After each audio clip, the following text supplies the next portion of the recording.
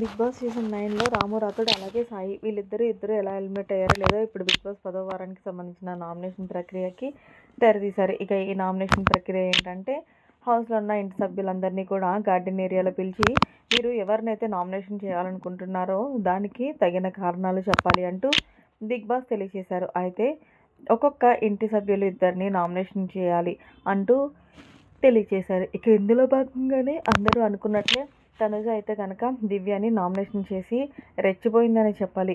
ఇప్పటి వరకు నామినేషన్స్లో చూసిన తనుజని ఒక ఎత్తు అయితే ఈ 10వ వారం నామినేషన్స్లో దివ్యపై మరొక ఎత్తు అనే చెప్పాలి.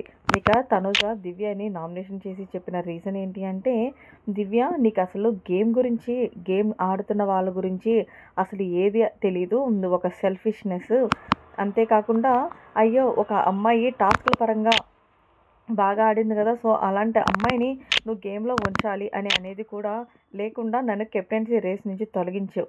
అయినా నాకు నో ప్రాబ్లం, కానీ నేను నీ దగ్గరకు వచ్చి డైనింగ్ టేబుల్ దగ్గరకు వచ్చి మరీ అడిగాను, దివ్య ప్లీజ్ నాకు సపోర్ట్ చేయమంటే నువ్వు ఏమన్నావు, నువ్వు అలాగే రీతు ఉంటే ఖచ్చితంగా నీకే సపోర్ట్ చేస్తాను, కానీ ఎమాన్యుయల్ సుమన్ శెట్టి ఉంటే నేను చేయలేను అంటూ నువ్వు అన్నావు. దానికి కూడా నేను అగ్రి అయ్యాను, కానీ రీతు అలాగే నేను ఉన్నప్పుడు కూడా మరి నువ్వెందుకు డెసిషన్ తీసుకోలేదు అంటే అక్కడ దానికి బదులుగా దివ్య డిఫెన్స్ చేసుకుంటూ తనుజ నాకు ఆ మూమెంట్లో నువ్వు ఉంటే ఎమాన్యుయల్కి నెక్స్ట్ కెప్టెన్ అవ్వలేడేమో అనిపించింది, అందుకే నేను ఆ డెసిషన్ తీసుకున్నాను అంటే నాకు అలా అనిపించలేదు. నాకే కాదు హౌస్లో ఉన్న కంటెస్టెంట్స్కి కూడా బయట ఉన్న ఆడియన్స్కి కూడా ఏమనిపించిందంటే బర్నీ గారి విషయంలో నేను నీ గేమ్ ఆడుకుని పదే సార్లు చెప్తున్నాను కాబట్టి నువ్వు నన్ను పర్సనల్గా అటాక్ చేసావని అనిపించింది. ఇక నామినేషన్స్ అయితే డైరెక్ట్గా చేసావు, దానికి నేను యాక్సెప్ట్ చేశాను, కానీ చివరి వరకు అందరిలాగానే కెప్టెన్ అవ్వాలని నాకు ఉంటుంది కదా, దానికి ఏమన్నా పోనీ నాకు ఎవరైనా సపోర్ట్ చేశారా, లేదు. మొన్న లాస్ట్ వీక్ అంతా కూడా నా గేమ్ నేనే ఇండివిజువల్గా గేమ్ ఆడుకున్నాను. ఏదేమైనా సరే దివ్య, నీలో ఉన్నది చాలా క్రూరత్వం, ముఖ్యంగా నువ్వు ఒక కన్నింగ్ ఫెలో. నీ గేమ్ కాకుండా బర్నీ గారి గేమ్ కూడా పాడు చేస్తున్నావు.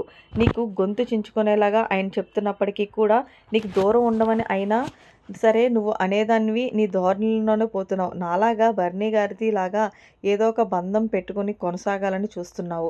నీ పప్పులు ఇక్కడ ఉడకవమ్మా అంటూ, ఇక్కడేం బేరాలు లేవమ్మా అంటూ రెచ్చిపోయింది తనూజ. లాస్ట్ టైమేమో ఏదైతే చిట్టి పికిల్ రమ్య మాట్లాడినప్పుడు విజిల్స్ వేసిందో, ఈరోజైతే కనుక నీ దగ్గర పప్పులు ఉడకవమ్మా నా దగ్గర అన్న డైలాగ్ అయితే నెక్స్ట్ హైలైట్ అవుతుందనే చెప్పాలి. మరి మొత్తానికి నామినేషన్స్లో మరి తనుజ దివ్యని నామినేషన్ చేసిన పాయింట్ కరెక్టా కాదనేది కూడా కామెంట్ సెక్షన్లో తెలియదు. మరిన్ని లేటెస్ట్ అప్డేట్స్ కోసం మన ఛానల్ సబ్స్క్రైబ్ చేసుకోండి. Thanks for watching. Bye, have a nice day.